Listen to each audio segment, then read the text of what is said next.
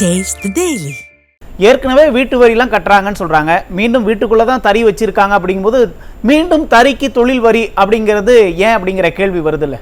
இல்லை, இவங்களுக்கு 2019 இன்றைய முதல்வர் ஒரு அப்போ போய் தறி மெரிச்சார். ஓகே, இவர் அவங்க கஷ்டம் அவருக்கு தெரிஞ்சிருக்குமா இல்லையா? தறி போய் ஓட்டின இந்த முதல்வருக்கு தறி விசைத்தறியா இருக்கட்டும் கைத்தறியா இருக்கட்டும் இவங்களுக்கு எவ்வளவு சிரமம் இருக்குன்னு தெரிஞ்சிருக்கும்ல. 2019 தறி மெரிக்கல்னா பரவாயில்ல, தறியை பத்தி தெரியலனா பரவாயில்ல. அப்பனா அவர் ஷூட்டிங் பண்ணாரா, விளம்பரம் பண்ணிக்கிறாரா? அப்பவே 19 நான் சொல்றது கிட்டத்தட்ட 86,000 கோடி இந்தியாவில் ரிசர்வ் வங்கியில கடன் வாங்கிட்டு ஒரு பக்கம் டாஸ்மார்க்ல வருமானம் பெருக்கிறது. அப்படி பண்ணியும் கூட இங்க இருக்கிற ஏழை எளிய இவங்க தறி விவசாயம் இருக்காங்கல்ல, நெசவாளர் இருக்கிறாங்கல்ல, அவங்க குடும்பம் எல்லாம் உண்மையிலே அந்த இந்த பிறப்பில் இந்த ஆட்சியில் நம்ம வாழணுமான்ற நிலையில் அவங்க இருக்காங்க. கிட்டத்தட்ட 100 தறி ஓடி இந்த இடத்துல இன்றைக்கு 30 தறி தான் ஓடுது. 30 ஓடுது. என்ன காரணம்? காரணம் என்னன்னா பூனேல இருந்து எல்லாம் சூரத்துல இருந்து புடவை இதெல்லாம் வந்து சாதாரணமா கிடைக்குது. வரும்போது இங்க இருக்கிற அடிப்படை தொழிலாளர் கிட்டத்தட்ட 5 லட்சம் தொழிலாளர் இருக்காங்க சேலம் மாவட்டத்தில் மட்டும். அவங்களுடைய வருமானம் இல்ல. 2 மாசத்துக்கு ஒரு தடவை 6,000 ரூபாய் சம்பாதிக்கிறாங்க. 2 மாசத்துக்குங்க, மாசம் சம்பாதிக்கல.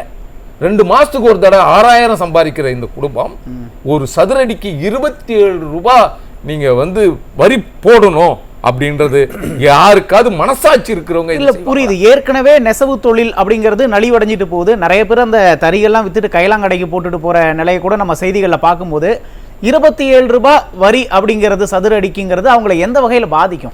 இல்ல, ஒட்டுமொத்தமா இந்த தொழிலை முடக்குவது நெசவாளர்கள் என்ற ஒரு சமூகம் எதிர்காலத்தில் இல்லாம செய்வது. அப்ப நெசவு தொழில் முடக்கிறதா திட்டமா? ஆமா, அதுதானே திட்டம்.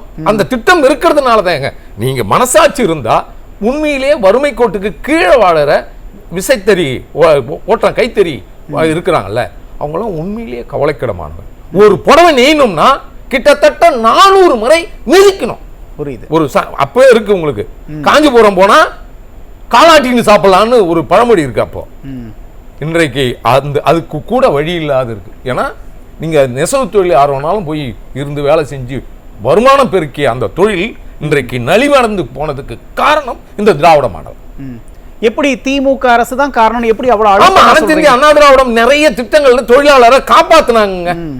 வெளிப்படையான நிறைய திட்டங்கள் போட்டு தொழிலாளர்களை எப்படி காக்க வேண்டும், இவங்க எப்படி நூல் விலை எப்படி கிடைக்குது, அப்ப அந்த நூல் பாகு இதுக்கெல்லாம் நீங்க வந்து அவ்வளவு சலுகைகள் கொடுத்து பண்ண இந்த அன்றைய பண்ண அரசாங்கம் இல்லாததனுடைய விளைவு இவர்கள் ஏனோ தானான்னு இந்த சமூகத்தை வீழ்த்துவதற்காக இவர்கள் திட்டமிட்டு நெசவாளர்களை பழி வாங்கி கொண்டிருக்கிறார்கள். தேர்தல் வாக்குறுதியில நெசவாளர்களுக்குன்னு சில வாக்குறுதிகளை முதலமைச்சர் ஸ்டாலின் கொடுத்தாரு. அப்ப எதையுமே நிறைவேற்றலையா? அப்போ இல்ல, அவங்க வாக்குறுதிக்கெல்லாம் அவங்க எல்லாம் இப்போ ஒண்ணு சொல்லுவாங்க, செய்யாத விட்டுருவாங்க. அதெல்லாம் ஒரு கதையே இல்லை. அதுதான் வாக்குறுதி கொடுத்து செய்யாத இருக்கிறதுடைய பேர் தான் திராவிட மாடல். நீங்க வாக்குறுதி கொடுத்து செஞ்சா திராவிட மாடல் இல்ல, வாக்குறுதி கொடுத்து செய்யாத இருக்கிறது பேர் தான் திராவிட மாடல். அப்படித்தான் இந்த அரசு ஒவ்வொரு துறையிலையும் பழி வாங்கி கொண்டிருக்கிறார்கள் இங்கு வாழ்கின்ற மக்களை. இல்ல, ஏற்கனவே சொத்து வரி உயர்த்திட்டாங்க, வீட்டு வரி, குப்பை வரி, கழிவுநீர் வரி, பால் விலை உயர்வு, மின்சார கட்டணம் உயர்வு அப்படிங்கும் போது இப்ப நெசவாளர்களுக்கான தொழில் வரி அப்படிங்கும் போது வரி தான் பிரதானமா இருக்கு அரசுக்கு. இல்ல, இவங்க அதுதான் நான் முதல்ல சொன்னேன். 10,000 கோடி ரிசர்வ் பேங்க்லயும் இந்தியாவிலேயே அதிகமா கடன் வாங்கின ஒரு மாநிலம் இருக்குன்னா அது தமிழ்நாடு. ஓகே, இல்லைங்களா? அது மட்டும் இல்ல, அமெரிக்கா சொல்லுது என்னென்ன கணக்கு இருக்குன்னு. அமெரிக்கா சொல்லுது இந்த அரசு இவங்க என்னென்னலாம் டீல் பண்ணாங்கன்றது சொல்லி இருக்கு. இங்க நம்ம பேசல, இங்க இருக்கிற ஊடகங்கள் பேசல, அமெரிக்கா சொல்லுது தமிழ்நாட்டில் என்ன விஷயங்களுக்கு அதானியோடைய பேசுறாங்கன்னு இன்றைக்கு செய்தி வந்துட்டு இருக்கு. இவ்வளவும் பத்தல. ஏங்க, ஒரு அரசு என்பது அறம் சார்ந்து இருக்கணுங்க. அதுதான் உண்மை. அறம் சார்ந்து இல்லாம அராஜகமே ஒரு அரசுன்னு நினைச்சுக்கிட்டு இந்த மக்களை வஞ்சிக்கிறதுன்றது வந்து இந்த அரசு எதிர்காலத்தை இவங்க ஒட்டுமொத்தம் முடிச்சுட்டு போற பாக்குறாங்க. இவங்களுக்கு தெரியுது. ஏன்னா 26க்கு பிறகு திராவிட முன்னேற்ற கழகம் என்ற ஒரு கட்சியே இல்லாத போயிடும் நினைக்கிறாங்க. அதனால இப்போ கூடுமானவரை எந்த அளவுக்கு பொருளாதாரத்தை தன்னுடைய வசதி வாய்ப்புகளை பெருக்கிக் கொள்ள வேண்டுமோ அதை கண்ணும் கருத்துமா செஞ்சு கொண்டிருக்கிறார்கள் இந்த அரசுகளை. ஓகே. ஆமா. ஆனா நீங்க திமுக அரசு மீது இவ்வளவு அடுக்கடுக்கான குற்றச்சாட்டுகளை சொல்றீங்க. ஆனா முதலமைச்சர் தொடர்ச்சியா எல்லா மேடைகளிலுமே சொல்றாரு திமுக ஆட்சியில மக்கள் சந்தோஷமா தான் இருக்காங்க, இதெல்லாம் வீண் வதந்தி ஆட்சி மீது பரப்பப்படுகிறது அப்படின்னு சொல்றாரு. இப்ப நான் சமீபத்தில் கூட தொலைக்காட்சிகள்லாம் பார்க்கறதான் செய்யறேன். நான் தந்தை போல் கேட்கிறேன், மதுவை குடிக்காதீர்கள். மதுவே விற்பாராம், குடிக்காதவனும் கேட்பாராம். திராவிட மாடல். விற்கிறது ஒரு பக்கம், கேட்க சொல்றது ஒரு பக்கம். அதனால இவங்க வாய் ஜாலம் இருக்குல்ல, பேச்சில சொல்ற எந்த செயலும் இந்த மக்களுக்கு நல்லது பயக்காது. இங்க பிணியாளர்கள், நோயாளிகளை அதிகமாக உருவாக்கி கொண்டிருக்கிறார்கள். இது அந்நியம் கம்பெனிகள், மருந்து மாத்திரை கம்பெனிக்கு இந்த அரசு மறைமுகமாக நேரடியா வேலை பார்த்துட்டு இருக்கு. அப்படி வேலை பார்க்குது. இங்க என் தொழிலாளர் நெசவாளியர்கள் ஒருவேளை சோத்து இல்லாத தொழில் மாறுறாங்க, விவசாய வேலைக்கு போறாங்க. விவசாய பெண்கள் அங்க தறியில வேலை செய்யறாங்களா, கூட மாட வேலை செய்யறாங்களா, அந்த பெண்கள் தொழிலையே மாற்றி களை எடுக்கிறதுக்கும் இது மாதிரி நெல் நடவு நடுறதுக்கும் போயிட்டு இருக்கிறாங்க. அப்படிப்பட்ட தொழிலை மாத்துறது, அதையாவது திருப்தியா இருப்பாங்களா? அப்படி இந்த தொழில் மாறி நெசவு தொழிலை விட்டுட்டு விவசாய தொழில் போனா நலமா இருப்பாங்கன்னா அங்க போனாலும் உங்க மேல வழக்கு போட்டுருவாங்க. போராடக்கூடாது. இங்க போராட்டமே பண்ண முடியாத நிலையில் தான் எல்லா கட்சியும் சொல்லுது. சார், இந்த மின்சார கட்டணம் உயர்வு அப்படிங்கிறது நெசவு தொழில் பாதிக்கப்பட அதுவும் ஒரு காரணமா? ஆமாங்க. மின்சாரம் இல்லைன்னா இங்க இருந்து கர்நாடகத்துக்கு நம்ம மின்சாரம் கொடுக்கத்தான் செய்யறோம், தண்ணி கொடுக்கலனாலும் கொடுக்கத்தான் செய்யறோம். புரியுது. ஆனா அதை தட்டி கேட்கறது யாரு? இங்க இருக்கிற தலைமை அமைச்சர் தானே கேட்கணும், முதல்வர் தானே கேட்கணும். கடிதம் மட்டுமே எழுதுறது தான் வாடிக்கை. நான் தந்தை காலத்துல இருந்து வெறும் கடிதம் மட்டுமே அங்க அரசியல். மத்திய அரசுக்கு கடிதம் மட்டுமே போதுமானதா? கேட்கறது 40 MP போயிருக்காங்களா, அவங்களை விட்டு கேட்க சொல்றது. இது மாதிரி மின்சாரம் பத்தல, இங்க நெசவாளர் பாதிக்கப்படுறாங்கன்னு மக்கள் மீது அக்கறை இருந்திருந்தா இவங்க கேட்டிருப்பாங்களா? கேட்காது இருந்திருப்பாங்களா? கேட்பாங்களா? போன எம்பிங்களே என்ன செய்யறாங்க? கேட்கணும்ல. கேட்க வேண்டிய பிரச்சனையே பேசுறதே கிடையாதுங்க. போன அத்தனை எம்பிங்க எதுக்கு நாம வாக்களிச்சோம்ன்றத மனம் வெந்து போக வேண்டிய நிலையில் நம்ம வாழ்ந்து கொண்டிருக்கிறோம். அப்படித்தான். ஆனா இதுக்கெல்லாம் தீர்வு இருக்கு. தீர்வு இல்லாத இல்ல. 2026 இவர்கள் மூட்டை கட்டிக்கிட்டு போயிடுவாங்க.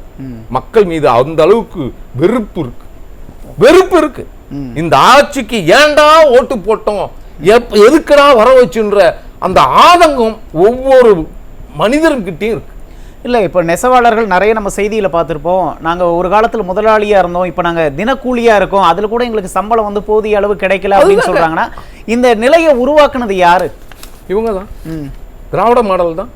நீங்கள் 6000 ரூபா வச்சிங்களேன், 6000 ரூபான்றது 2 மாதத்துக்கு குடும்பம் நடத்த முடியுமா? 2 மாதம், ஒரு மாதம் 6000 இல்லை, 2 மாதத்துக்கு 6000 ரூபா தான். ஒரு புடவை நெஞ்சாங்கன்னா ஒரு மாசம் பிடிக்குங்க. 400 மிதி மிதிச்சு, இடது காலில் 400 வலது காலில் 400 மிதிச்சு, 400 மிதி மிதிச்சு ஒரு புடவை ஒரு மாசம் ஃபுல்லா உடைச்சு பண்ணா அதனுடைய விலை 4000 ரூபாய். பத்துமா? 4000 ரூபாய் பத்துமா? முதல்வர் 10,000 தான் கல்யாணம் பண்ணுன்னு சொல்லுவாரு. 10,000 தான் ஆஹா ஓஹோ பேஷ் பேஷ் கல்யாணமே பண்ணி வச்சிடலான்னு. அவர் அந்த அளவுக்கு தான் அவர் இருக்காரு இல்லைங்களா? அந்த அளவுக்கு தான் அவர் இருக்காரு. அதனால இந்த விடிய அரசு என்றைக்கு வெளியேறுதோ அன்றைக்கு இந்த தமிழக மக்களுக்கு ஒரு விடிவு சுதந்திரம் கிடைச்ச மாதிரி அப்படின்னு வச்சுக்கலாம். இவங்க ஜிஎஸ்டி வரி விலக்கு கொண்டு வரணுமா? ஒன்று கொண்டு வரணும். அரசுக்கு இங்கே இலவச தமிழக மக்களுக்கு கொடுக்கப்படுகின்ற இலவச வேட்டி சேலைகளை இங்க இருக்கிற தமிழ் நாட்டில் விசைத்தறியோ இல்லை கைத்தறி அவங்க கிட்ட மட்டும்தான் இதை வாங்கணும். இது அண்டை மாநிலங்களில் வாங்கக்கூடாது. இன்னொன்று, இங்கு அதிகமான நெசவாளர்கள் உருவானதுக்கு காரணமே தமிழகத்தில் பருத்தி அதிகமாக விளைஞ்சதுனால தான் இங்க நெசவுன்ற ஒன்று வந்துச்சு. தங்கம் இருக்கிற இடத்துல தான் தங்கத்தை அரிக்க முடியுமே தவிர இல்லாத இடத்துல அரிக்க முடியாது. அதுபோல இங்க ஒரு காலத்தில் பருத்தி பெரும்பான்மையாக இருந்துச்சு. அதனால தான் பல லட்சம் தொழிலாளர்கள் இங்க உருவானார்கள். இந்த அரசு முறைப்படி இந்த நெல்லை வாங்க முடியாம முளைச்சு போற நிலை மாதிரி இவங்களையும் வாழ்க்கையில தற்கொலை பண்ற தூண்ட வேணாம். அரசு விவசாயிகளுக்கு முக்கியத்துவம் தரதில்ல, நெசவாளர்களுக்கு முக்கியத்துவம் தற்கொலைக்கு தூண்ட வேணான்ற வறுமையை காரணம் காட்டி தற்கொலைக்கு இந்த அரசு தூண்டுற மாதிரி தெரியுது. அந்த வேலை இல்லாம இவங்களுக்கு சுமூகமான வாழ்க்கையை ஏற்படுத்தி கொடுக்கணும்னு நம்ம முதல்வரை கேட்டுக்கிறோம். நன்றி.